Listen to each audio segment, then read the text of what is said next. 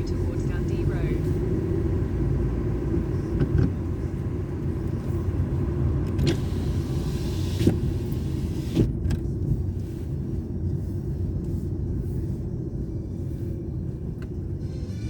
And a very good morning to you. It's 7:05. Andrew Castle with you here on LBC. The date is the 22nd of August. Not as hot as it was. Very breezy yesterday, and more of that to come. So we'll take a report.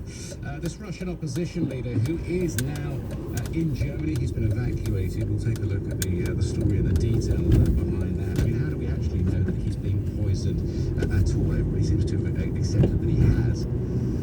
But let's find out how big a pain in the backside he has been for Vladimir Putin, and how much truth and evidence there is to suggest that he's been poisoned.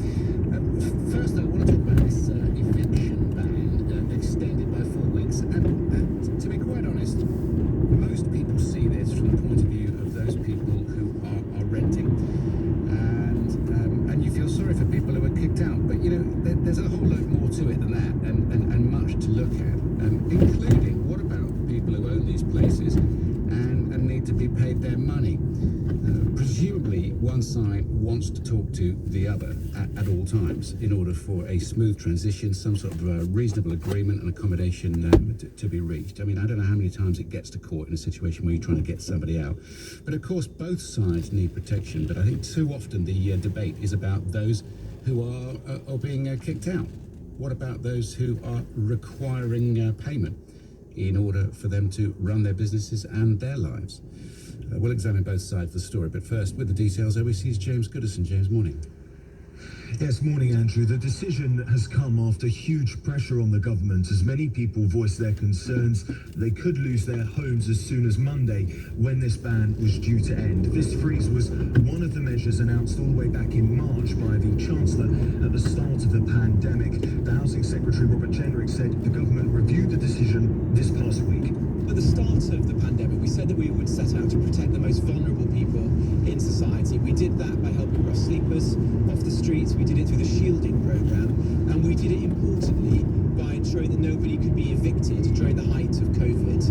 And this week we've reviewed the evidence as we said we would, and concluded that it's important to keep that stay on evictions going for another 4 weeks. We've also put in place extra protections for renters, in particular a new 6-month notice period before which proceedings could start. And we've worked with the judiciary and the court service so that when the courts do reopen, they will rigorously prioritise the cases that come forwards, so that the first cases are the most egregious ones, including antisocial behaviour and domestic abuse. The Housing Secretary there also saying that whilst this extension will be in place as soon as the courts reopen, there'll be cases on antisocial behaviour and domestic violence. How has this move gone down? A mixed reaction, to say the least. Labour have welcomed what they're calling an 11th hour U-turn. The National Landlords Association have said they've been left powerless and that the move has satisfied no one. On the tenant sides of things, we spoke to Freya. She's being evicted because her landlord is selling the house due to the stamp duty cut. She told LBC the announcement doesn't go far enough. Personally, I'm feeling pretty deflated by the news. I feel like the government could have announced this extension a while ago and saved people a lot of anxiety and worry. I just feel like they haven't thought about the effect this kind of thing has on tenants' mental health. So there's a month extension, but homeless charities are now warning of mass evictions around Christmas if the ban isn't extended further, which could lead to what they're calling a devastating homelessness crisis. Now, the District Council's network is estimating that up to 500,000 people could be at risk of eviction in the months to come. Now, a month extension, though, Andrew, may appear short-term on paper, but what it does do is take us into late September, by which time Parliament has returned. They come back at the start of next month. That will allow ministers to perhaps force some legislation which could protect tenants further. So at the moment, all they can simply do is extend the ban until the regulation in place. The month extension only applies to England and Wales, Scotland and Northern Ireland. The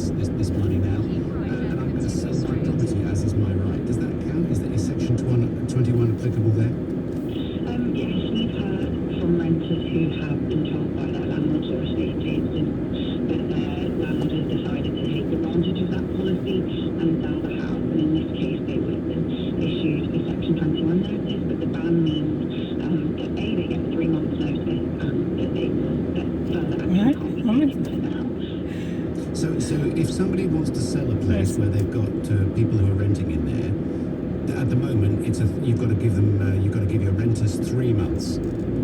Yeah, at the moment you have to give people 3 months. That was introduced in the Coronavirus Act as part of the protection to give renters a bit longer.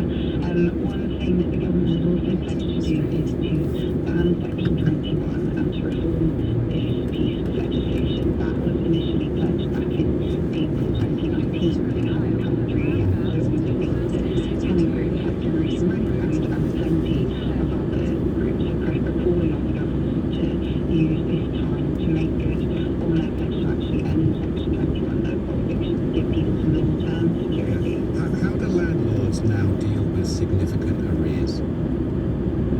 So landlords will be able to apply for an eviction notice if the tenant is in significant arrears once the ban is lifted. But we would encourage all landlords and tenants to work together to make sure that that doesn't happen, because an eviction in the current moment is going to be really damaging to the tenant. Having people move around and unwanted moves and possibly to crowded temporary accommodation is going to be really damaging regarding the spread of the virus as well. So if a tenant is in arrears, we would encourage landlords and tenants to work together to avoid that. And how about if a tenant is being very, very disruptive, antisocial behaviour, could pay but isn't, the bad cases? How about that? What should happen in that situation? If you've got, let's say, a 2-bed flat and you've got a real problem renter in there, what do you say in those situations? What should happen?